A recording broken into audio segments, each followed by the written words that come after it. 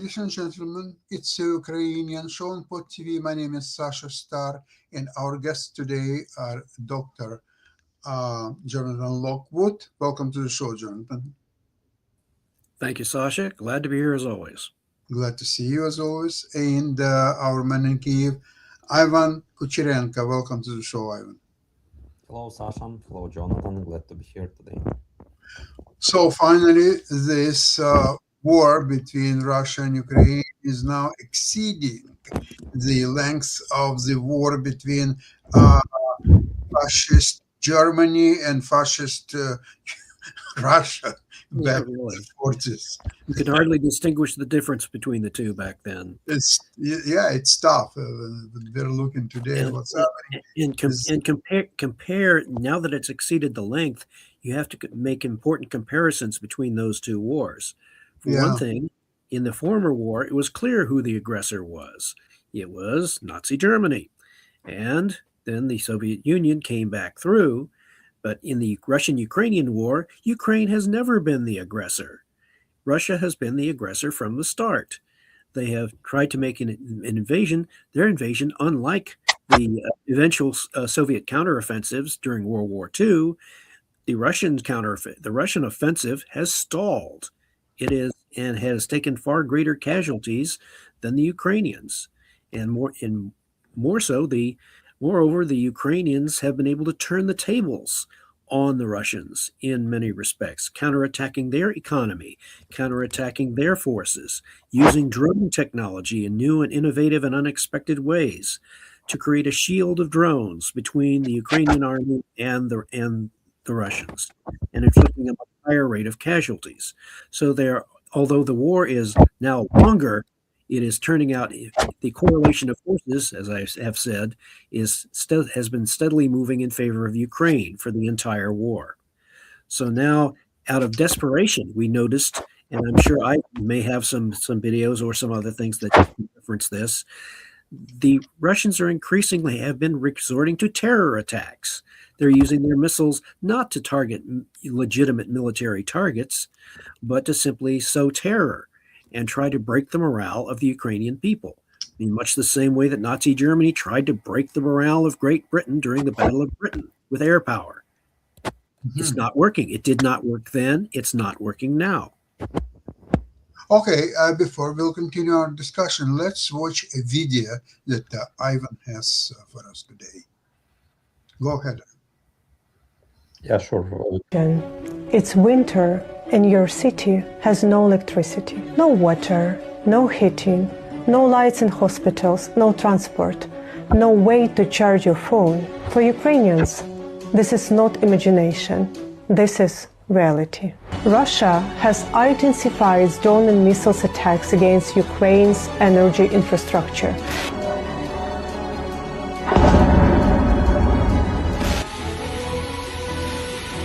Ukrainian cities are plunged into darkness again and again. Millions of people live with emergency power outage and on the brink of humanitarian crisis. Russia has been striking port infrastructure, setting trucks on fire, and killing civilians. That is why we need Sky Shield, a joint air defense system for Ukraine and the EU. Ukraine has unique, real combat experience against drones. European air forces have advanced fighters and anti-ballistic systems. Together, we are stronger. Protecting Ukraine's sky means protecting Europe's borders too. Tonight, scattered over hundreds of miles across Poland, the remains of Russian drones shot down by NATO forces. This is not escalation. This is collective defense. And we need it now. Help Ukraine, close skies and save lives. Stop Russian terror.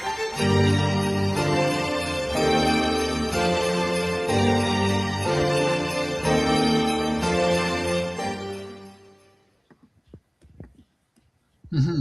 Very instructive. A very, very good strategy, and a very excellent message to be sending to the West and in particular to U.S. leadership. Yeah, totally agree. And now I've listening to some programs about Russian economy.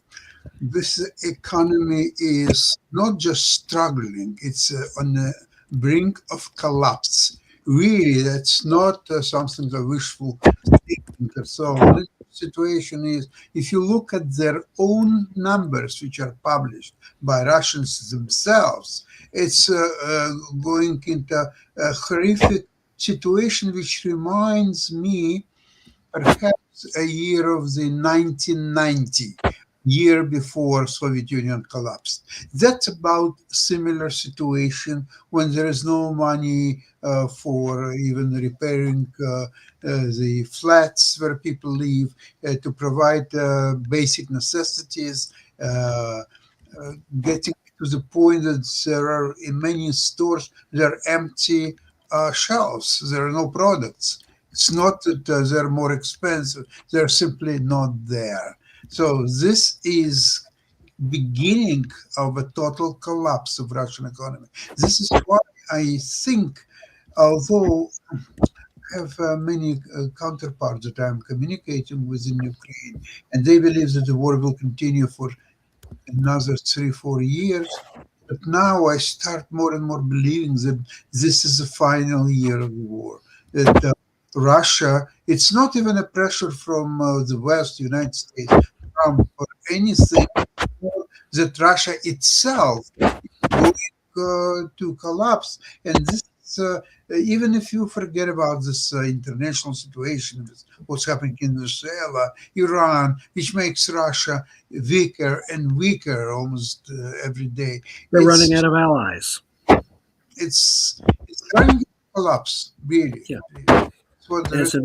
To reinforce your point, Sasha, when I was in graduate, on the accuracy of these analyses that you're looking at, back when I was in graduate school, about 1978, we were looking at, I was in a class studying the Soviet economy, and one of our textbooks was a report made public by the CIA, which was analyzing the Soviet economy and its projections using the Soviets' own figures.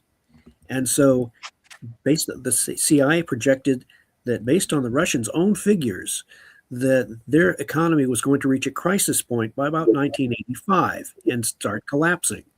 And the projections were correct. So, they had clearly run out of gas by the late 1980s and were on the verge of collapse. And remember, 79, it was 78. It was a year before their invasion of Afghanistan. Right. It was the last relatively quiet year. What was interesting about that is that the year 1979, based upon my dissertation research and the correlation between Soviet actions and the nuclear balance between the United States and the Soviet Union, the year 1979 was the year when the Soviet nuclear arsenal achieved a marginal superiority over the number of U.S. strategic forces. They were at their strongest point. And at that point, that was when they decided that they had their greatest advantage, and they decided to use their own military power in an area outside of their Eastern European sphere of influence. They used it in Afghanistan. That was the high watermark of Soviet military power during the Cold War. And after that, their own internal weaknesses and structural faults began to catch up with them. So, yes. And so I firmly agree with the accuracy of the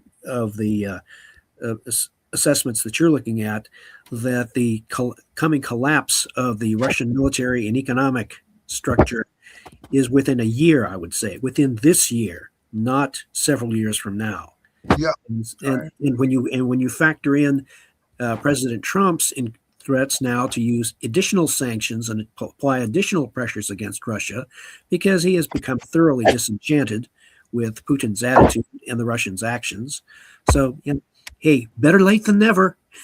He thought he could make a deal. He discovered to his embarrassment that the Russians aren't interested in making a deal. They're interested in power. They're interested in conquest. And so he had to refactor and recalculate his actions. And so now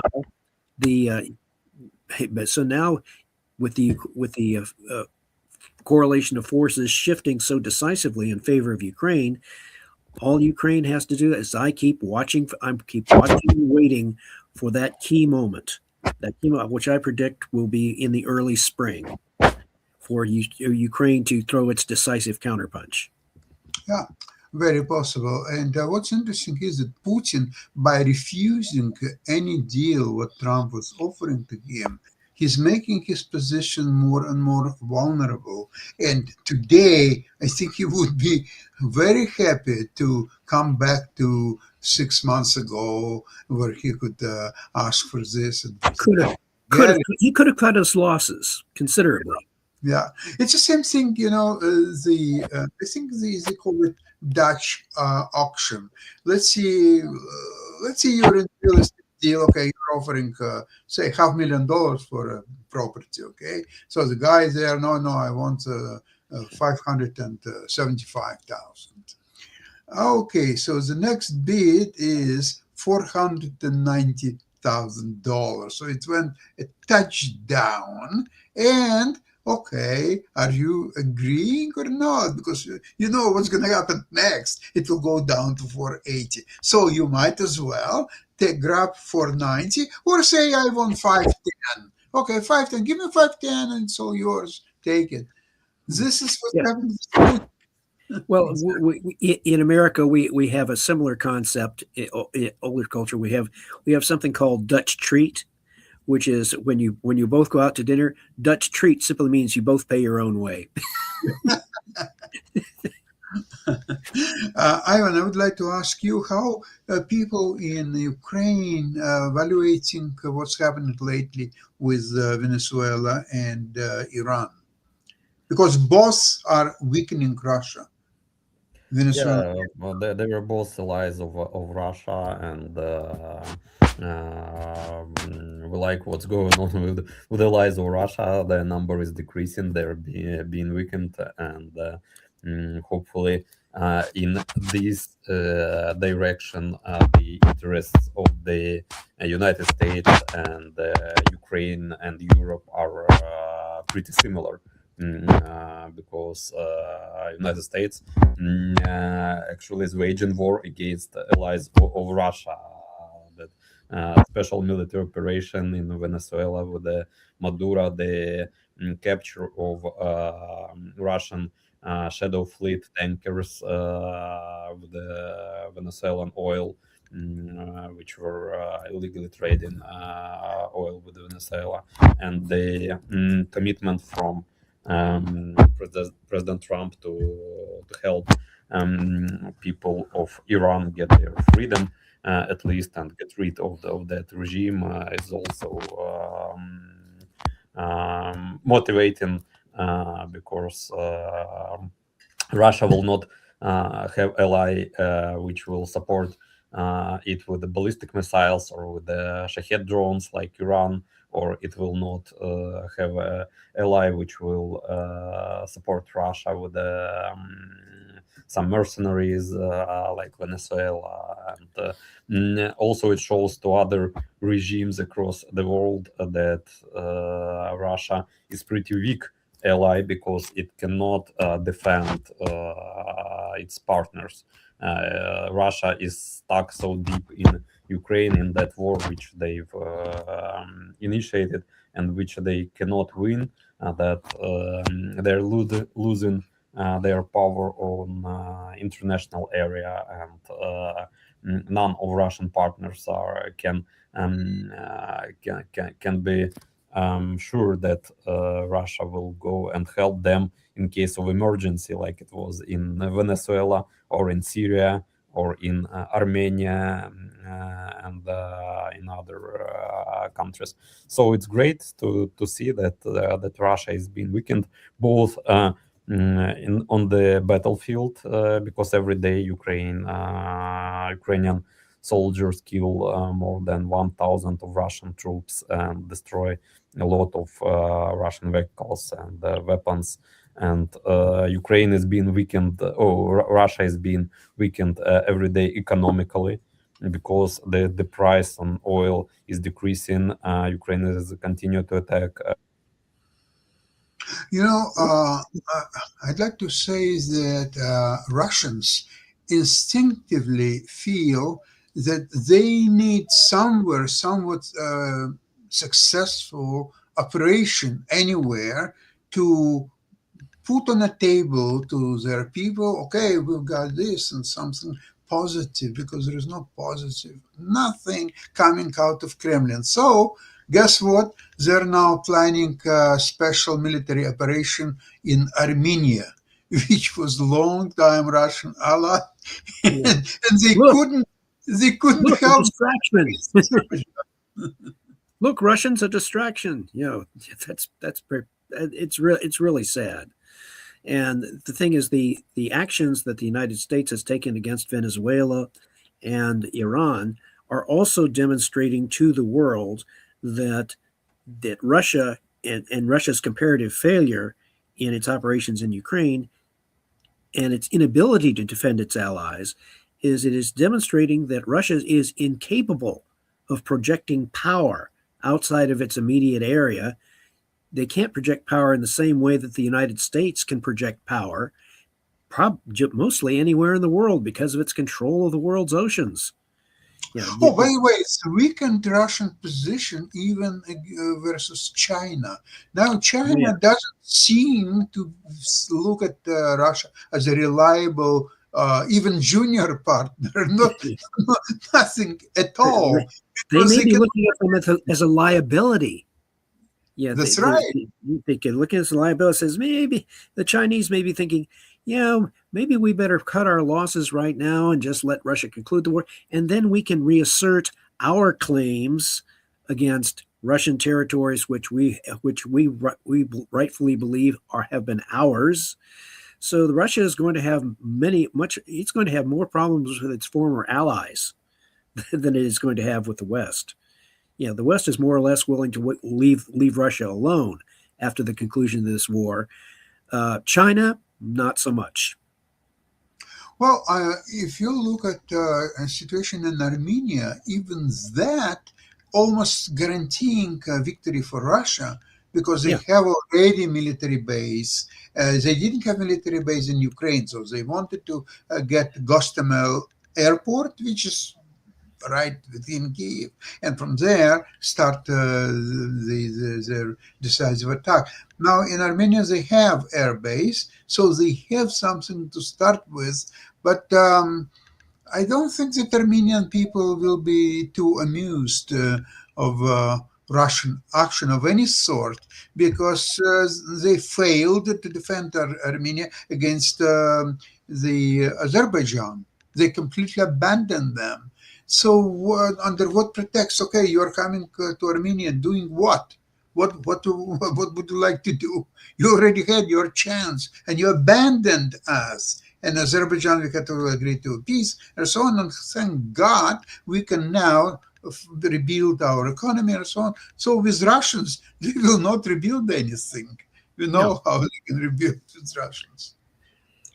It's really horrible situation there. So if it's not Armenia, then where else Russia can get its revenge, show their power, convince their enemies and friends that they're still mean something?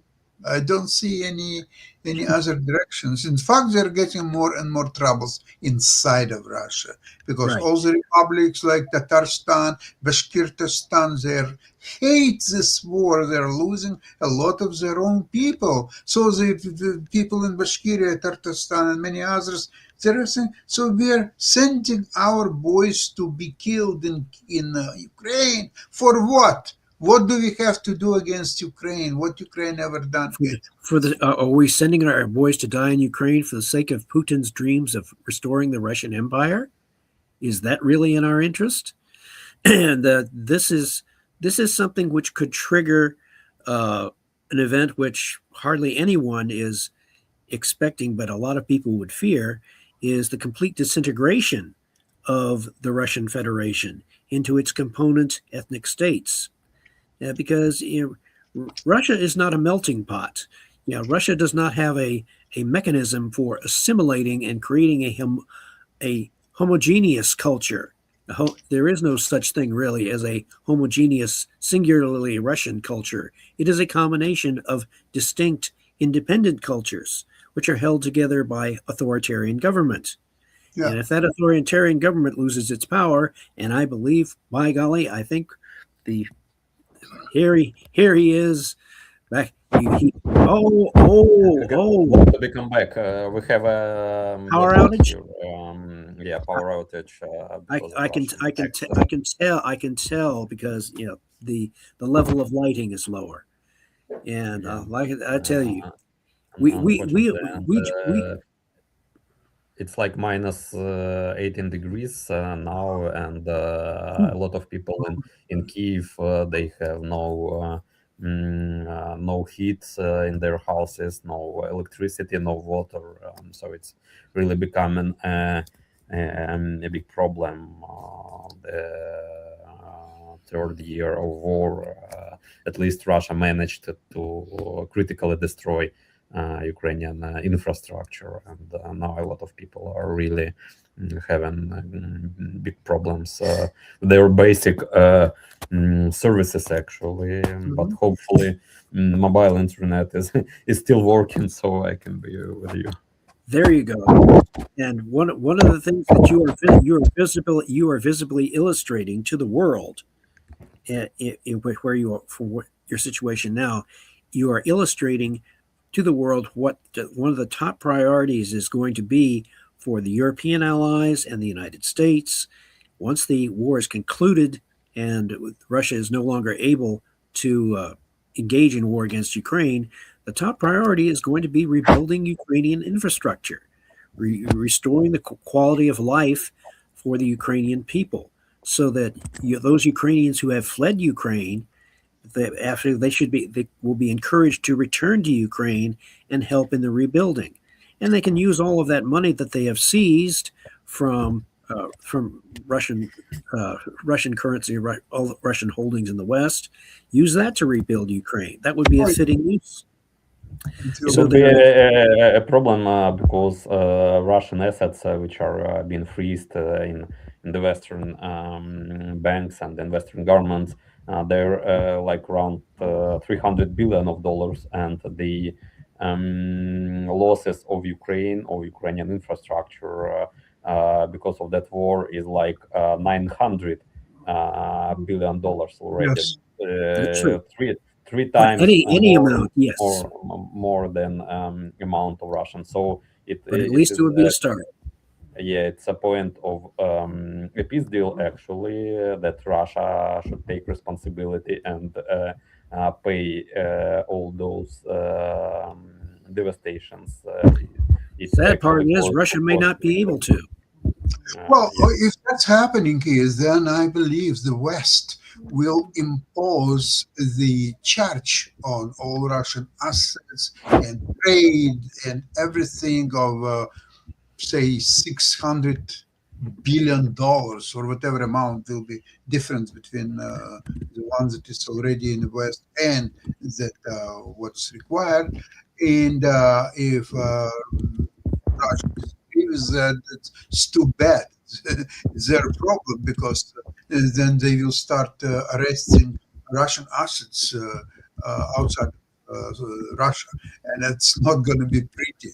And there will be several individual sanctions against all the oligarchs and people who are close to the regime, to the Kremlin, and that's not going to be pretty. You know what, Russia, it's much easier to get rid of Putin and get at least some kind of understanding with the West, trying to rebuild their country. Their country is almost destroyed. Putin has destroyed his mother Russia, because when he came to power, and especially at the beginning of 2000, they were very favorable for Russia. The oil prices moved higher, and there was productivity moving higher, and it was not so bad. And then it's all essentially started, as I remember, with the attack on Khodorkovsky and his imprisonment, and then taking apart the Yukos, which was his main asset. It was a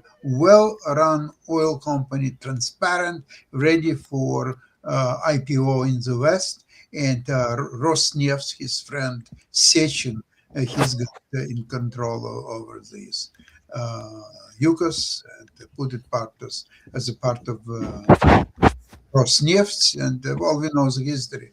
And basically, that was a downhill, then became a Munich speech of Putin in 2007, and then Georgia in 2008, then Crimea in 2014. So it was a downhill all the way with the Putin, with his horrible background. I always listen. First thing what I'm listening always is Yuri Shvets. So recently was fantastic video where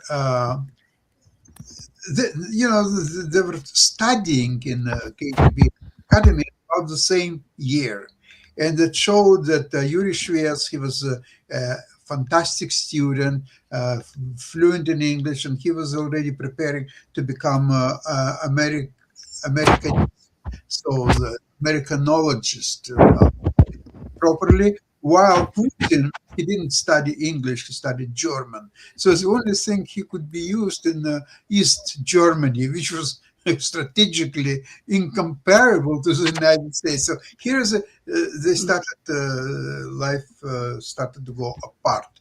So it shows that Putin was very mediocre student, and he has different nicknames of him. Quite, in Russian it's Akurak, one of them, and another one Mol. And so he was doing some mundane job in East Germany, and not even in Berlin, in Dresden, which was basically a large village for that point. It was not as strategic in any way, and so on. So then, when after dissolution of German Democratic Republic, he basically came to Russia. He was a captain or out of job with very little money. Old car that he had, and with that he came to St. Petersburg, and then Sobchak started to help him, and he started to move higher. Although when Sobchak lost election in Leningrad, he again was nothing, and it was his friends like Kudrin and others. They brought him to Moscow, and they started to move him higher and higher. That's person became president of Russia, believe it or not. You may find this really amusing, Sasha. When Vladimir Putin first became known in the West, as president of Russia, and my mother heard his name, Putin, she started laughing because in English, in Southern dialect, the word Putin or Puting is what it really is. Puting means to pass gas. And she would say, really? His name is Putin? The president passing gas. That's so what language you're talking about? Southern? This is English. This is in the South. In America, we have dialects of English. You can tell where a person is in the United States by certain slang words or certain specific words which are used. In the South has its own dialect depending on which state you're in. And so, but in the South, the word poot means to pass gas. So if you call him president to a Southerner, they would say, "Oh, president passing gas." Okay. That's why a lot of Southerners have to smile when they hear Putin's name. Well, I didn't know this. Thank you. but a lot of people didn't, except for those in the South who are familiar with Southern dialect. And they say, "Oh, really? That's what his name is it?" Okay. He's a master of passing gases. He's a master of passing gas. Wow. That's why a lot of Southerners are not impressed with Vladimir Putin. Well, I think in the North, Putin is not very popular as well. For No. maybe reasons. Not at all. Vladimir Putin would not win a popularity contest in the United States right now, not for any reason. So but I thought I would pass along. I thought I would pass along that little tidbit of Southern dialect, and perhaps it will go viral and go worldwide, and the world will learn. It means what? That's why he went to United States, to Anchorage in Alaska, not to the South. Yeah, he wanted to stay away from the Southerners. They might start laughing at him. Yeah. That's really funny. Well, I would like to thank you both for today's program. I think we're living in first time in this war where every next day is making Russia more and more vulnerable and their situation more and more difficult. Because like before, seems to me that time was on the Russian side, and it's a huge country population-wise. That was the conventional wisdom you remember at the time, and the three of us were, shall we say, bucking the tide, bucking against the trend. We were looking at the ways in which Russia was growing weaker and where the potential existed very much for Russia to lose this war. And now that it is becoming more and more evident that Russia is losing this war and cannot achieve military victory in the sense that everyone thought they could a few years ago, well, now you're starting to see more and more analysts say, "Oh, what? Look, Russia could actually lose." Oh, really? You figured it took you that long to figure it out, did it? And even a rhetoric of Zelensky changed quite a bit. Like before, okay, he was trying to please Trump, so we agree to this, we agree to this and that. Today, what Donbass? You want Donbass? Are you crazy? Are you out of your mind? There is no Donbass for you, and Ukraine has its recognized international border of 1991, and that's what we want. Forget about Donbass or anything else. So the rhetoric is very changing a lot, and there is no reports of any reaction from Putin. I think he's busy making gases. He's busy making gas. Okay, gentlemen. Thank you so much for today's program again. Slava Ukraini. God bless America. God bless Ukraine too. Yeah. Thank you. We'll see you. We will not have a program on Friday because I have travel arrangements. We'll meet you in a week, same place and time, next Tuesday. Okay. Okay. Excellent. Thank you very much. I think it will be a great, even more greatly changed situation in favor of Ukraine by then. Yes, I'm sure that will be a week that we will discuss and celebrate next Tuesday. Thank you very much, all. Bye-bye, everybody. Thank you. Bye.